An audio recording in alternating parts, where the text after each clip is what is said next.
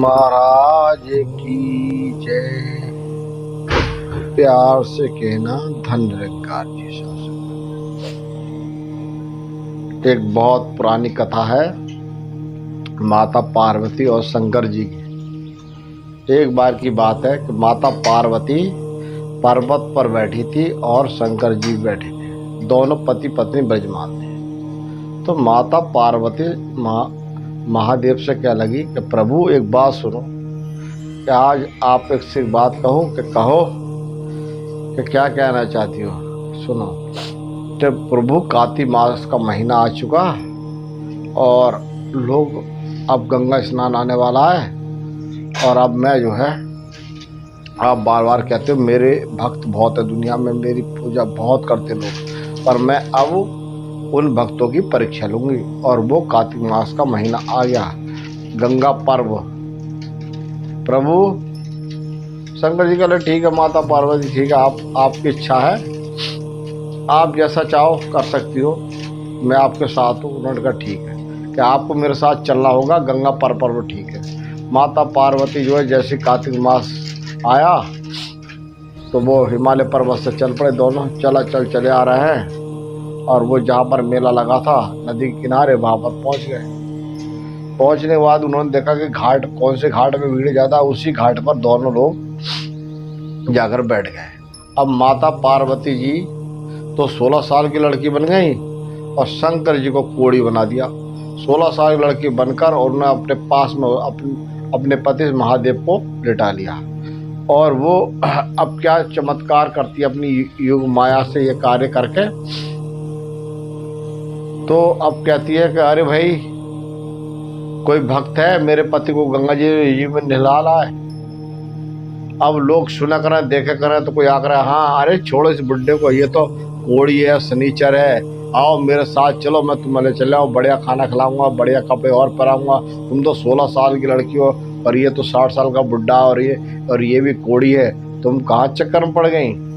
ऐसे ही फिर आया दूसरा पुरुष नहाने के लिए गंगा में, तो उसने फिर आवाज लगाई अरे कोई है क्या दुनिया में भक्त जो मेरे पति को गंगा स्नान करा लाए, मेरा पति कोड़ से ठीक हो जाएगा।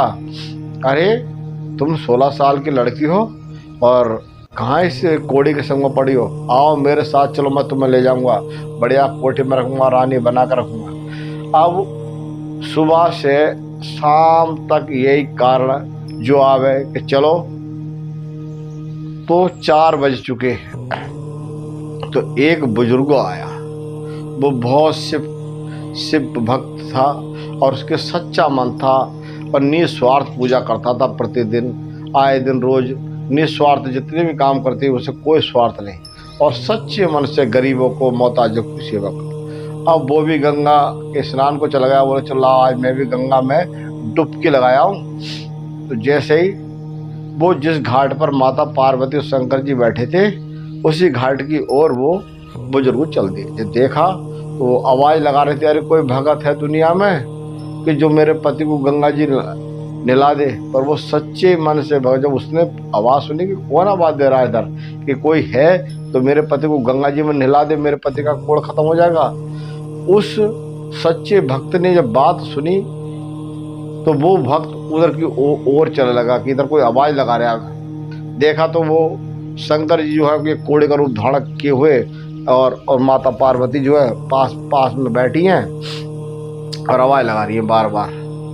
तो उसने कहा, जब उसने देखा कि 16 साल की लड़की और 60 साल का बुड्ढा, ये तो कोई ना कोई चमत्कार है, ये तो ऐसा हो नहीं सकता कि भाई 16 साल की लड़की और 60 साल का बुड्ढा है, ये कोई ना कोई इसमें रहस्य है। तो एकदम उसने एकदम झुका और कहा माता जी प्रणाम, बताइए क्या आदेश। वो समझ गया कि वो सच्चे मन से भक्ति, उसके मन में ऐसी श्रद्धा जागी कि हो तो कुछ चमत्कार जरूर है कि 16 साल की लड़की और 60 साल के बुड्ढे को लिए बैठी और कोड़ी वो भी है और आवाज़ लगा रही कोई भगत है ऐसा दुनिया में जो मेरे पति को गंगा जी आज नहला रहा है। तो उसने सोचा कि यार प्रणाम किया कि माता प्रणाम। उसने कुछ और कुछ नहीं कहा। तो बताइए क्या आदेश है माता। उन्होंने कहा जाओ, आज तुमने हमें माता कहा है तो हमारे पति को नहला लाओ गंगा जी। बोले ठीक है माता जी, आपकी आज्ञा मुझे स्वीकार है, मैं हर समय निस्वार्थ सेवा करता हूँ, गरीबों की मोहताजों की, मेरा यही काम है, और मुझे कोई कुछ नहीं चाहिए माता। हमने ठीक है। उसने रख शंकर जी को अपने कंधे पर, उनका बैठवा तो दो जरा माता जी, बैठा के अपने कंधे पर रख कर गंगा जी में ले गया। और ले जाकर जैसे गंगा जी में डुबकी दिए शंकर जी का, तो शंकर जी जो है अपने तुरंत अपने रूप में आ गए और वो बड़े प्रसन्न हुए। तब माता जी अपनी योग माया से देख रही थी सब कि अरे ये तो भक्त बहुत भाई वाकई में सच्चा है। जैसे ही उन्होंने डुबकी लगाई तो शंकर जी प्रकट हो गए अपने विराट रूप में। जैसे विराट रूप में प्रकट हुए तब माता ने कहा वाह, ये भक्त आया। पूरी दुनिया में और सब भक्तों, सारा संसार स्वार्थिक है। कोई किसी की बीवी के चक्कर में लग जाता है, कोई किसी के चक्कर में लग जाता है। पूरा दिन हो गया सब मेरे ही चक्कर में लगे रहे कि चलो मेरे घर चलो, बहुत सुंदर हो आप, बहुत अच्छी हो, हम तुम ऐसे महल में रखेंगे। तो सारा संसार, उन्होंने कहा कि दुनिया में 100 भगत नहीं होते, एक भगत होता है सच्चे मन से सेवा करने वाला, निस्वार्थ सेवा जो करता है गरीबों की मोहताजी की, वही असली भगत होता है, वही परीक्षा में पास होता है। तब माता पार्वती ने कहा ठीक है बेटा, तुमने बहुत अच्छा काम करा। माता पार्वती ने भी अपना 16 साल का रूप त्याग कर अपने उसी रूप में आ गई जिस रूप में वो सती जी रहती थी। तब दोनों को दर्शन किए और कहा वाह धन्य तू, तेरे जैसे भगत हजारों होने चाहिए दुनिया में, पर ज़्यादातर दुनिया 99% स्वार्थ है और 1% बेस्वार्थ है। तो ये 99% दुनिया ज़्यादा स्वार्थ है, स्वार्थ से ही में रहती है। तो ऐसे भक्त दुनिया में कम है, एक आदि भक्त होता है और जो पास होता है परीक्षा में। तो वो भगत पूरे मेले में एक ही भगत पास हुआ था जो सच्चे मन से शंकर जी की पूजा करता था, सच्चे मन से भजता था, सच्चे मन से सेवा करता था गरीबों की मोहताजों की, सारा उसको यही काम रहता था। तो ऐसे भक्तों की जय जयकार होती है दुनिया में। जय हो प्रभु, कृपा करो।